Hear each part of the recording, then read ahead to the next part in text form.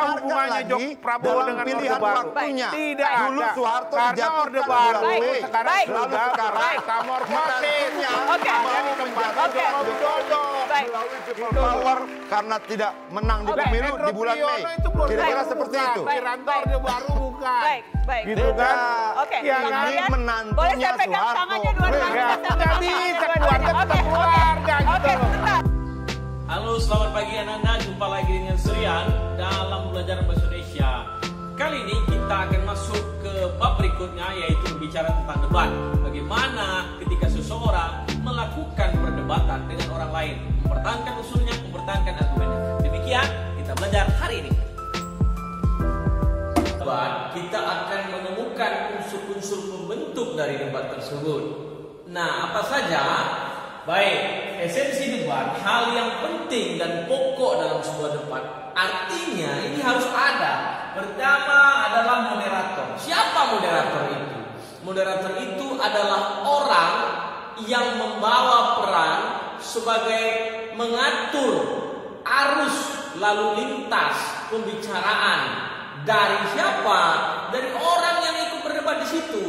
Baik tim pro maupun tim kontra. Dia yang mengatur, dia yang memberikan mosi, dia yang menyampaikan mana yang boleh berbicara, mana yang tidak.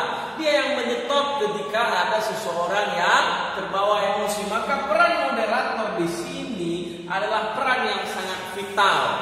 Andai saja moderator itu tidak cakap, tidak mampu membaca situasi dan peta debat tersebut, maka debat itu akan terasa hambar.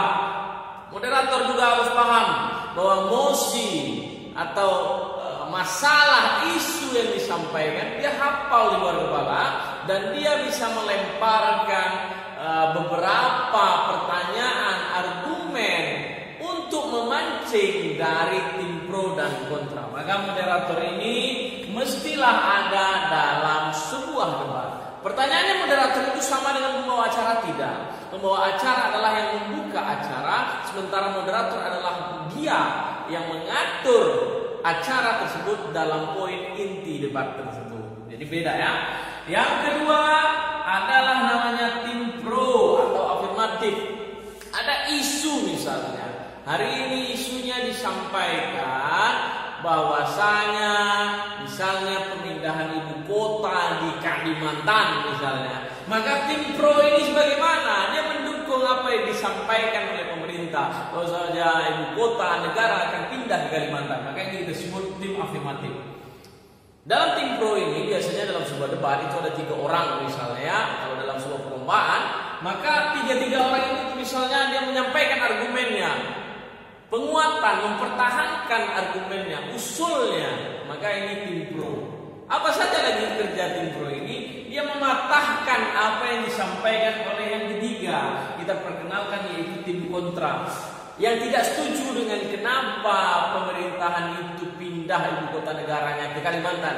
Di Jawa saja, walaupun Jawa sudah padat, di Jawa saja, karena Jawa itu sentral, pembangunan semuanya. Di Kalimantan siapa mau ke sana? Maka itu salah satu contoh-contoh yang disertai alasan logis untuk tim kontra. Dia tidak setuju. Maka ada tim pro dan ada tim kontra. Ada moderator yang menyampaikan, ada tim pro yang mengusulkan, menerima isu mosi, mendukung secara total. Lalu ada tim kontra yang menolak, mematahkan argumen-argumen tersebut.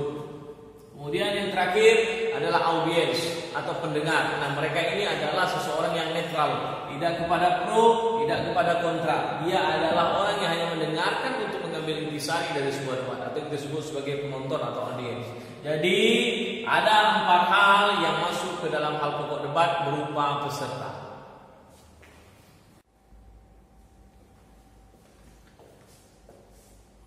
Ananda, di dalam sebuah debat juga ada hal-hal atau unsur-unsur yang perlu kita ketahui.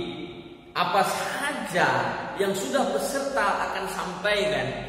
Yang pertama, unsur-unsur di dalam sebuah debat apa saja?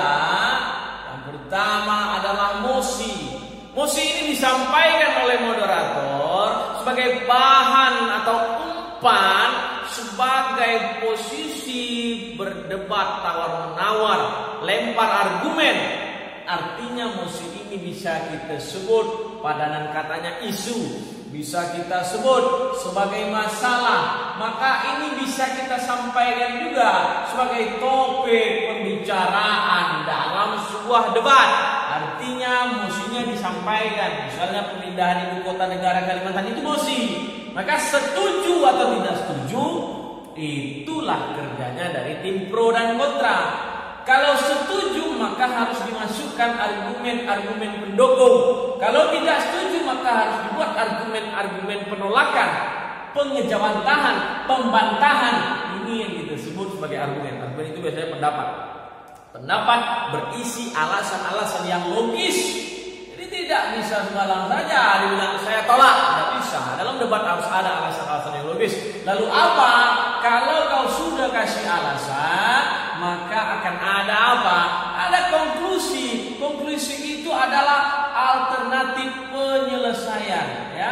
Alternatif penyelesaian. Konklusi itu kesimpulan. Maka ada di situ kesimpulan-kesimpulan yang bisa diambil oleh orang sehingga dia bisa mengikuti apa yang dikatakan. Misalnya pro mengatakan ini seharusnya seperti ini, semestinya seperti ini kesimpulan. Dan kesimpulan juga muncul di akhir oleh moderator. Lalu artinya definisi berikutnya adalah definisi. Definisi ini adalah apa-apa yang disampaikan harus sesuai dengan teori. Teorinya apa? Definisi ini maksudnya adalah kata-kata ialah merupakan misalnya ibu kota menurut ini. Nah itu sebagai bahan penguatan dalam berdebat harus ada definisi-definisi. Lalu ada namanya sanggahan. Sanggahan ini artinya apa? Sanggahan ini dia menolak pendapat orang, membantah pendapat orang, tapi dia punya suatu sanggahan yang kuat. Maka ada unsur-unsur pertama mosi isu, lalu argumen pendapat, lalu konklusi kesimpulan bisa diambil di akhir, lalu bisa disimpulkan juga oleh tim pro maupun tim kontranya. Lalu ada definisi sebagai bagian penguatan isunya disampaikan, lalu ada sanggahan jika terjadi penolakan. 5 poin ini adalah unsur-unsur di dalam debat yang mesti ada di dalam debat. Itu saja Ananda. Saya pikir selanjutnya kita lihat apakah debat ini memiliki sebuah struktur tempat duduk atau bagaimana kita berdebat. Saya pikir itu akan masuk pada pertemuan berikutnya. Demikianlah untuk hari ini. Semoga kita bisa berjumpa lagi di lain kesempatan. Terima kasih, sampai jumpa. Jangan lupa terus menonton debat, walaupun itu di televisi maupun itu di channel YouTube, agar wawasan kita berkembang dan kita melatih berbicara. Orang yang pandai berdebat dalam tanda kutip adalah orang yang mampu membuat lisannya bisa melenturkan kata-kata, bisa mengajak orang-orang. Maka berdebatlah dalam kondisi yang tepat untuk berdebat. Terima kasih, sampai jumpa.